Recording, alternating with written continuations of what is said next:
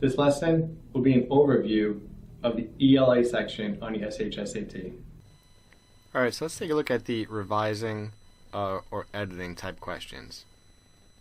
So let's read the directions now. This way on the test we could save some time and not have to read it. So read the passage below and answer the questions following it. You will be asked to improve the writing quality of the passage and to correct errors so that the passage follows the conventions of standard written English. You may reread the passage if you need to. Mark the best answer for each question. Alright, so here we have a passage. We have each line is going to be numbered. After you read the passage, there are going to be accompanying questions. So, for example, which edit is needed to correct sentence 3? So it might be a verb error or a subject error or some other grammatical error. You have to identify it and then fix it, just like you were fixing your own essay. Another type of question is, what's the best way to combine sentences 4 and 5 to clarify the relationship between ideas? So this might have to do with a transition, or as if it's more of the same or contrasting. So you want to make the relationship between the two sentences clear, and of course it has to be grammatically correct.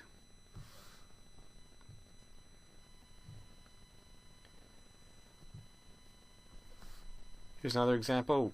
Which sentence would best follow sentence 6 to support the argument presented in the passage?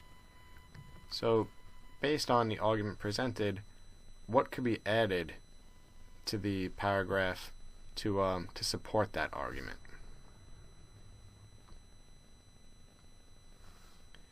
Then we have more questions having to do with adding information, transitions, and other types of grammatical corrections.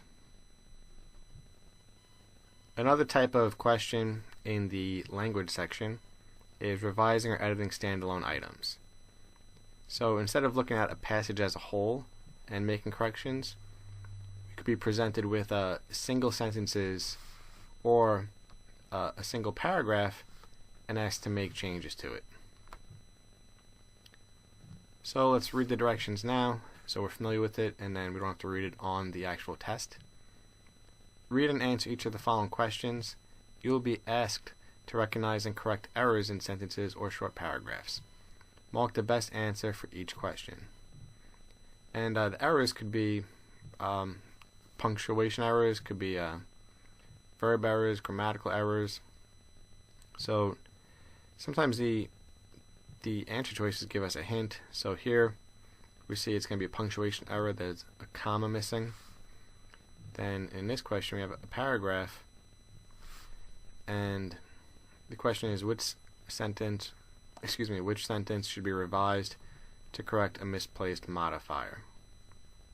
So there's a misplaced modifier, and we have to make a change to a sentence. We don't have to identify the change, but just identify which sentence has to be changed. And of course these are just two examples, but just know that there are going to be some standalone questions also.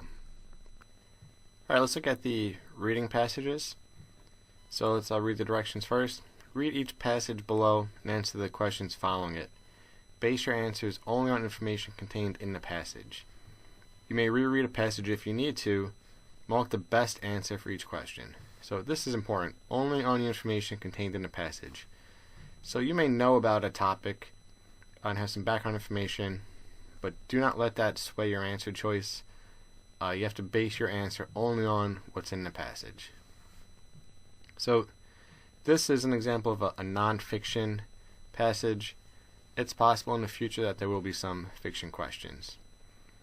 So we're going to have a number of different types of questions following the passage. So you can read the passage. You could look at the questions first. We'll get into the strategy a little bit in our lessons. But you see we have a main idea type question. Then there are fact or detail questions. And then we also have inference questions. And here we have a word and context question, which could be vocabulary or simply how a term is used or what it refers to.